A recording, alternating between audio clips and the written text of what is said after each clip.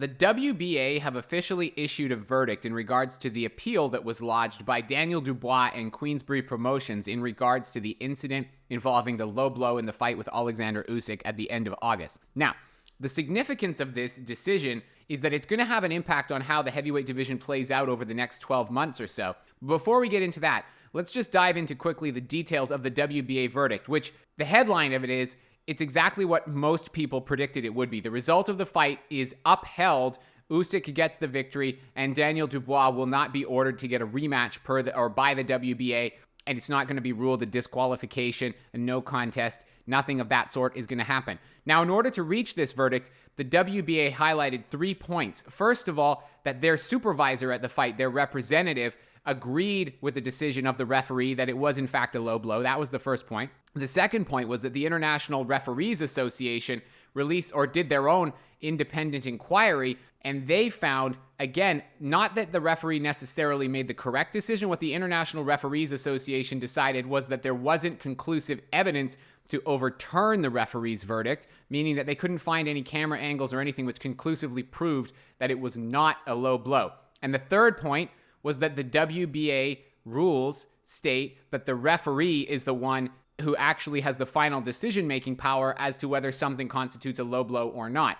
So in this case, Luis Pabon decided it was a low blow in the ring. The WBA supervisor at the fight agreed with him, and then the independent review by the Referees Association at least found that there wasn't sufficient evidence to say definitively that this was, in fact, a low blow. The result of all of this is that what should have happened, happened. The WBA upholds the result of this fight. Now, I am in complete agreement with this, primarily on the basis that it was a close call, and you can make an argument either way, but that in itself really highlights the fact that you can't say definitively this should have been overturned. And you see this kind of thing happening in other sports all the time, where it's a borderline call, the referee rules it one way on the field, and there isn't enough evidence to overturn it, and so the call of the referee stands. And that's exactly what's basically happened here, and I think it's the right decision. The bottom line is that regardless of what anyone thinks at this point, Daniel Dubois will not be mandated to get another shot at Usyk's title. And this means that the big winner here is Alexander Usyk himself, because he's now vindicated, him and his team are now vindicated against the claims made by Daniel Dubois and his team that basically they had been wrong the whole time, and that this was a low blow, and that they were the beneficiaries of a bad refereeing decision, or possibly, depending on who you listen to, even a corrupt refereeing decision. But because this appeal has actually taken the time to look at all of the evidence, this has vindicated what Usyk and his guys were saying all along, that at the very least, it was borderline, but in their opinion, it was actually a low blow, and that the results should stand. So they've stood their ground the whole time. They've been vindicated by this appeal process. So they're the first big winner here. The loser, obviously, is Daniel Dubois, who now won't be getting mandated a shot at the title, which realistically, he probably didn't deserve, given the fact that ultimately he was comprehensively beaten by Usyk.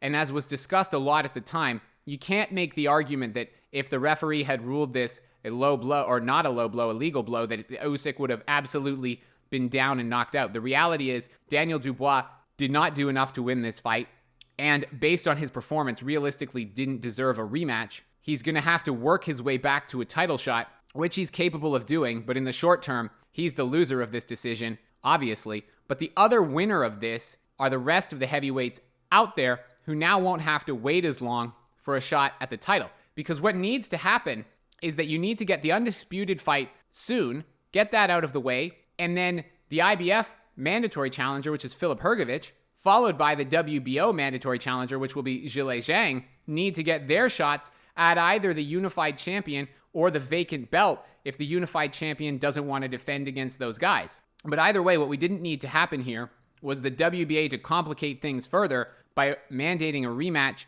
between Usyk and Dubois, because if that had happened, the result of it would have been an extra guy, basically, who had to get his shot at the title, and it would have complicated things a whole bunch. Maybe the WBA would have tried to get him to be squeezed in ahead of Filip Hrgović. Who knows what would have happened? It would have made things more complicated, but by upholding the verdict that Louis Pabon made in the ring, Alexander Usyk has been vindicated.